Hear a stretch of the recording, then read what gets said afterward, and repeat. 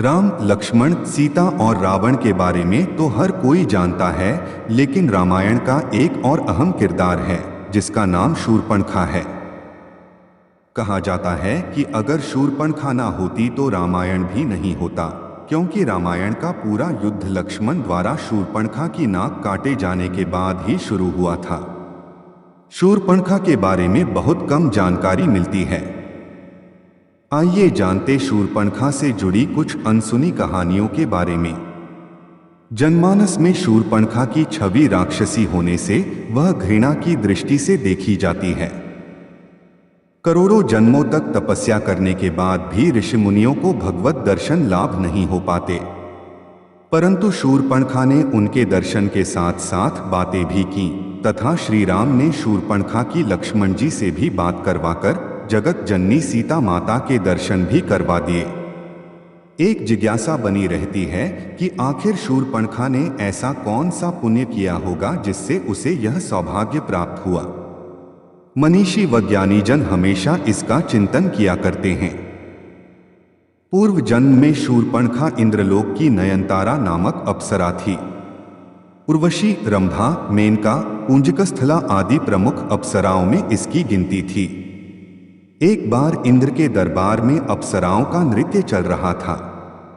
उस समय यह नयनतारा नृत्य करते समय भ्रू संचालन अर्थात आंखों से इशारा भी कर रही थी। इसे देख इंद्र विचलित हो गए और उसके ऊपर प्रसन्न हो गए। तब से नयनतारा इंद्र की प्रेयसी बन गई। तत्कालीन समय में पृथ्वी पर एक वज्रा नामक एक ऋषि घोर तपस्या कर रहे थे।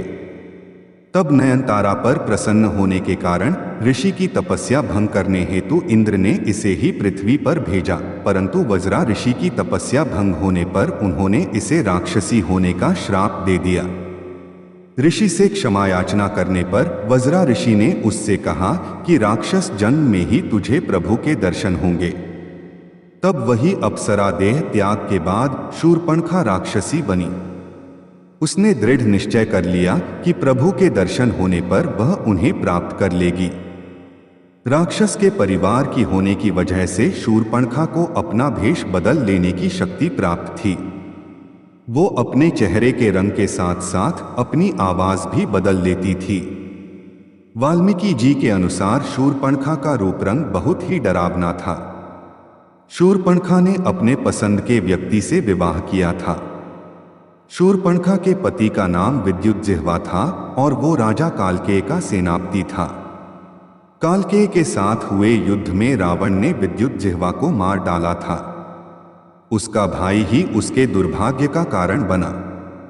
पति की मौत के बाद शूर्पणखा ने अपनी पूरी जिंदगी लंका और दक्षिण भारत के जंगलों में बिताई। वो कुछ दिनों के लिए अपने रिश्तेदारों खर और दूषण के साथ भी रही। कहा जाता है कि शूर्पणखा राम के रूप पर मोहित हो गई थी। वही नयनतारा वाला मोहक रूप बनाकर ही शूर्पणखा श्री राम प्रभु के पास गई। लेकिन एक पत्नीव्रता होने की वजह से राम ने उसे लक्ष्मण के पास भेज दिया। लक्ष्मण भी एक पत्नीव्रता थे, इसलिए उन्होंने भी शूर्पणखा को अपनाने से इनकार कर दिया। गुस्से में आकर शूर्पणखा ने सीता पर हमला करने की कोशिश की, जिसके बाद लक्ष्मण ने उसकी नाक और कान काट दिए। हालांकि एक कहानी ये भी है कि पति के मारे जाने के बाद वो अपने भाई रावण से बदला लेना चाहती थी, लेकिन उसे रावण की शक्तियों का एहसास था। जब उसने राम के पराक्रम के बारे में सुना तो रावण से बदला लेने की उसकी इच्छा फिर से जाग उठी।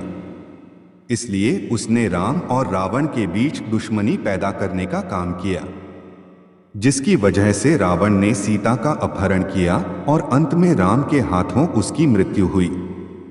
कहा जाता है कि राम और रावण की मौत के बाद शूर्पणखा विभीषण के साथ लंका में ही रह गई।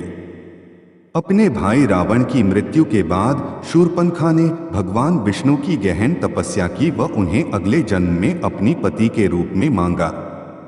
भगवान विष्णु ने उसे यह वरदान दिया, अगले जन्म में जब भगवान विष्णु कृष्ण रूपी अवतार में इस धरती पर आए तब उनकी 16,000 पत्नियों में एक शूर्पणखा भी थी। कुछ सालों के बाद शूर्पणखा और उसकी सौतेली बहन कुंभिनी समुद्र के किनारे मृत अवस्था में पाई गई थीं।